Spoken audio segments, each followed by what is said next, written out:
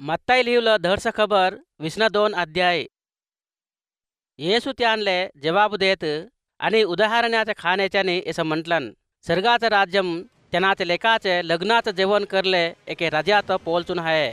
अजून ते लग्ना जेवणाले बोलावा पडल्यानात ए म्हणाले त्यानाचे दासुलात धालन, पण त्यांले एवाले इष्टम नाही रवा. त्यालागी त्यांना हिगे लग्ना जेवण सिद्ध करून हा बैलनाथ वरून राहिले पासरनाथ कापणं जरगलं अख्खा सिद्ध करून आहे. लग्नात जेवणाले या म्हणत बोलवा पडून राहिल्यानाले सांगा म्हणून दुसरे दासूला आता धालन, पण त्यात लेखा करण्यास गेली.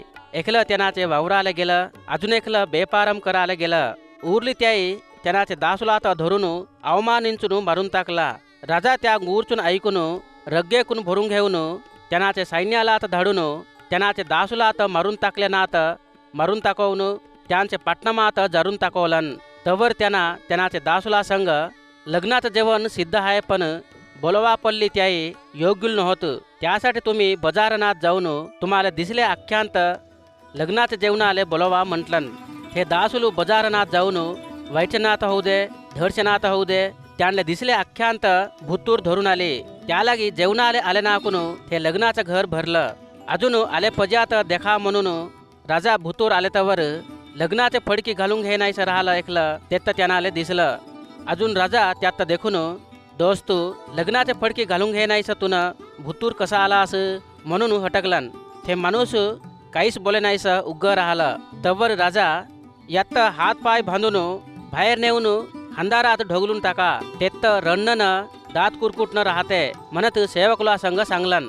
देव किटलेक जणात बोलवलन, पण उलसेक जणातच एर्पाट करून घेतलन म्हणत सांगलन.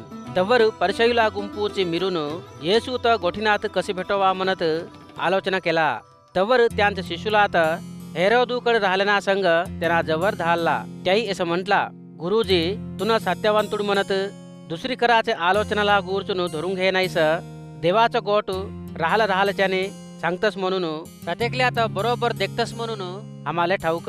त्यालागी एक संगतीत गुरचून तुझं आलोचना काय की आम्हाला सांग. कायसरले तासील बांधणं न्यायम होय की नव्हे म्हणत हटकला. पण येसू त्यांचे वाईटपणात चोवून घेऊन नाड्यम कराचे नवला मत काहले परीक्षा करता तासील बांधाचे एके बांडेत मल्ले दाखवा म्हणत त्यांसंग म्हटले आले. त्याई एक खुऱ्याची बांडी आणून त्यांना दिला. अजून त्यावर राहिलं वाहन नाव कोणाचं म्हणून त्यांत हटकलन. कायसरचं म्हणत त्याई जवाब दिला. तवर कायसरले चंदलं कायसरले द्या, देवाले चंदलं देवाले द्या म्हणून त्यांसंग म्हटलन. हे ऐकले तवर त्याई आश्चर्य पडून त्यांना सोडून निघून गेली. थेस दिशी मरून गेली फिरून नाही उठत म्हणत सांगाचे सद्दुकायुलाचे गुंपूचे येसू जवळ येऊन असं हटकला. गुरुजी एकला माणूस लेकर नाहीशी मरून गेल्या, त्यानाचा भाऊ ते रांड बायकोत लग्न करून घेऊन मरून गेले. त्याचे भावाले लेकरांना जन्म देवावा म्हणत मोसेचं धर्मशास्त्रम सांगता येईना. हमामध्ये 7 जण भाऊ राहिले. आधीच लग्न करून घेऊन लेकरं नाहीसं मरून गेलं. त्यालागी ते रांड बायकोत मरून गेल्याचं भाऊ लग्न करून घेतलन. 2वा भाऊ न 3वा भाऊ 7 जण होगा तेसच ते मी आता लग्न करून घेऊन मरून गेले. आखरीले ते बायको सुद्धा मरून गेले.